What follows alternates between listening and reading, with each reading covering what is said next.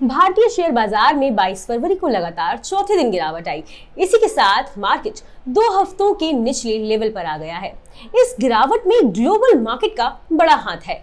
Market में आई इस गिरावट के चलते आज निवेशकों की पूंजी एक ही दिन में 3.78 लाख करोड़ रुपए कम हुई है। 22 फरवरी को सेंसेक्स 928 अंक टूटकर 59,775 और निफ्टी 272 अंक गिरकर 17,574 पर बंद हुआ है।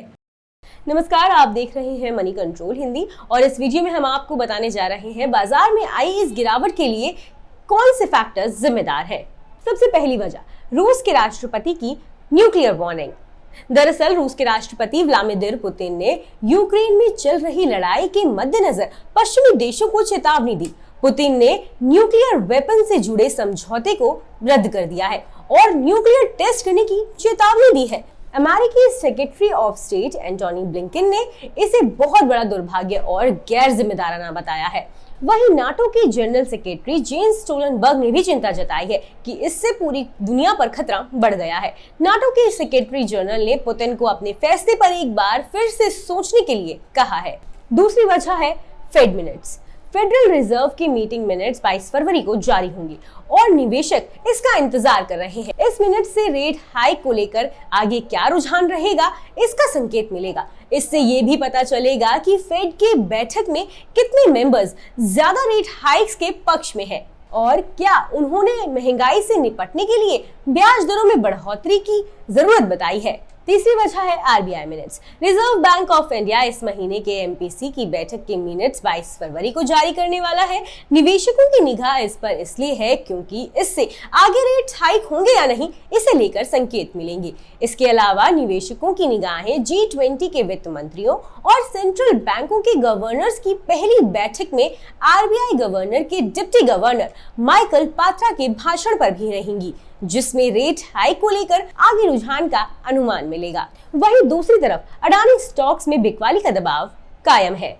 अमेरिकी शॉर्ट सेलर हिंडनबर्ग रिसर्च की रिपोर्ट आने के बाद से अडानी ग्रुप के शेयरों में बिकवाली का दबाव दिख रहा है। अडानी ग्रुप ने स्टॉक मैनिपुलेशन और अकाउंटिंग फ्रॉड से इनकार किया है। हालांकि अडानी ग्रुप की इस सफाई के बावजूद अडानी ग्रुप के शेयरों में गिरावट नहीं थमी और 24 जनवरी से अब तक ये 14.2 हजार करोड़ डॉलर कम हो चुके हैं।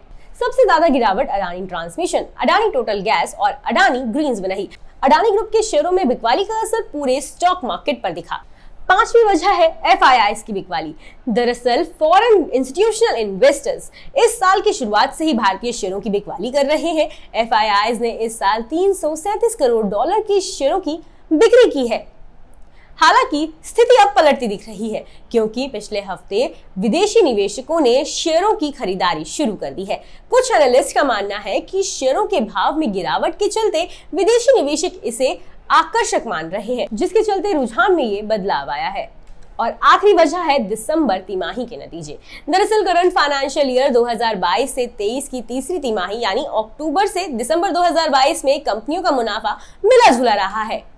मांग में सुस्ती के चलते कॉर्पोरेट की कमाई एनालिस्ट के अनुमान से कम रही। कमोडिटी सेक्टर्स का हाल बुरा रहा, लेकिन फाइनेंशियल और ऑटो सेक्टर ने दिसंबर 2022 की तिमाही में बेहतर प्रदर्शन किया है। एनालिस्ट आगे इसको लेकर काफी पॉजिटिव दिख रहे हैं। एनालिस्ट का मानना है कि रबी की अच्छी फसल और सीपीआई इन्फ्लेशन में गिरावट से मांग में तेजी आ सकती है। तो ये है वो 6 कारण जो बाजार में आए इस गिरावट के लिए जिम्मेदार रहे।